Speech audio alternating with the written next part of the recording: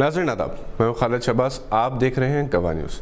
افغانستان میں طالبان کے اقتدار کے دوسرے دن نائب صدر امراللہ صالح نے خود کو کارگزار صدر قرار دیا، جبکہ اقتدار پر 20 سال بعد واپسی کی تحریک کامیابی سے چلانے والے ملا عبدالغنی برادر آج قطر سے قندھار پہنچے، جہاں کے وہ گورنر رہ چکے ہیں۔ ان کا شاندار استقبال کیا گیا۔ افغانستان میں صورتحال آہستہ آہستہ معمول پر آ رہی ہے۔ طالبان نے جو 20 برس کے دوران شدت پسندی سے اعتدال پسندی کی طرف مائل ہو چکے ہیں، ایک بار پھر کہا کہ ان کے ملک سے کسی اور ملک کو کوئی خطرہ نہیں ہے۔ ہر شہری کو تحفظ دیا جائے گا۔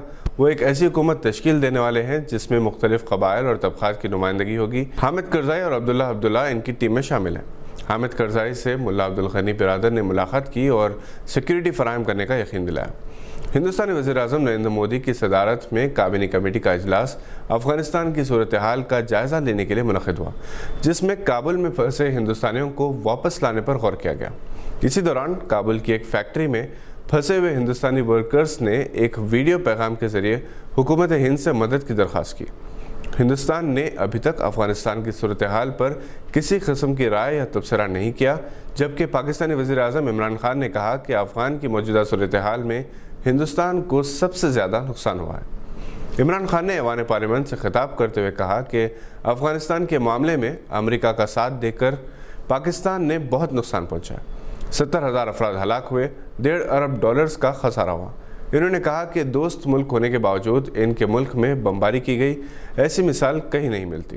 طالبان نے افغانستان میں حکومت قائم کر لی، مگر ہندوستان میں بعض جماعتیں اور تعصب پسند عناصر طالبان کو لے کر اسے بھی ایک مسئلہ بنا رہے ہیں۔ بزرگ رکن پارلیمنٹ شفیق الرحمان برق کے خلاف اتر پردیش کے نائب وزیر اعلیٰ نے یوپی پولیس میں FIR درج کروایا کہ انہوں نے طالبان کی حمایت کی۔ ان کے خلاف ملک سے غداری کا مقدمہ کروایا گیا۔ ان کا الزام ہے کہ شفیق الرحمان برق نے طالبان کا تقابل ہندوستان کے مجاہدین آزادی سے کیا۔ ضلع چنبل کے سپرنٹینڈنٹ پولیس شرکیش مشرا کا کہنا ہے کہ حکومت ہند کی نظر میں طالبان ایک دہشت گرد تنظیم ہے۔ اس کی تائید ملک سے غداری کے مترادف ہے۔ شفیق الرحمان برق نے اخباری نمائندوں سے بات چیت کرتے ہوئے کہا کہ طالبان چاہتے ہیں کہ افغانستان آزاد ہو اور وہ اپنا ملک خود چلانا چاہتے ہیں۔ طالبان ایک ایسی طاقت ہے جس نے امریکہ اور روس کو اپنے ملک میں قدم جمانے نہیں دیا۔ انہوں نے کہا کہ طالبان کے اقدامات ان کا داخلی معاملہ ہے۔ اگر وہ آزادی چاہتے ہیں تو ہم کیسے دخل اندازی کر سکتے ہیں؟ جب برطانیہ نے ہندوستان پر قبضہ کیا تھا، پورے ملک نے آزادی کی لڑائی لڑی تھی۔ شفیق الرحمان برق نے کہا کہ ان کے بیان کی غلط ترجمانی کی گئی۔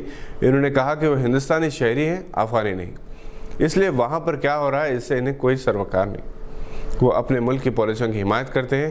نیشنل میڈیا پر بحث جاری ہے کہ آیا شفیق الرحمان برق کے بیان میں کوئی مخالف ہند ریمارکس ہے یا نہیں۔ NDTV کے نمائندے کمال خان نے کہا کہ شفیق الرحمان برق کے بیان میں ایسی کوئی بات نہیں جس کی بنا پر دو فرقوں میں تناؤ پیدا ہو، کیونکہ اس میں نہ تو کسی ہندو کا ذکر ہے اور نہ ہی ہندوستان کا ذکر ہے۔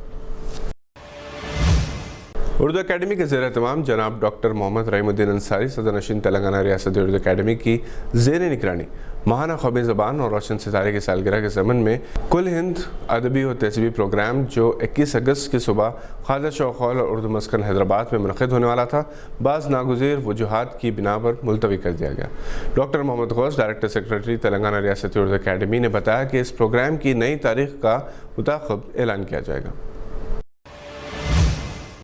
حیدرآباد کے ممتاز عالم دین مولانا عبد المغنی مظاہری ناظم مدرسہ سبیل الفلاح صدر سٹی جمعیت العلماء حیدرآباد کا 18 اگست کی صبح انتقال ہو گیا۔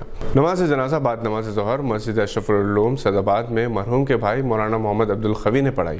نمائندے گواہ مجاہد محی الدین کی رپورٹ کے مطابق مولانا خالد سیف اللہ رحمانی، مفتی صادق محی الدین، مولانا حافظ محمد احسن الحمومی، جناب محمد علی شبیر، جناب حامد محمد خان، امیر جماعت اسلامی کے بشمول ہر شعبے سے تعلق رکھنے والی شخصیات نے شرکت کی۔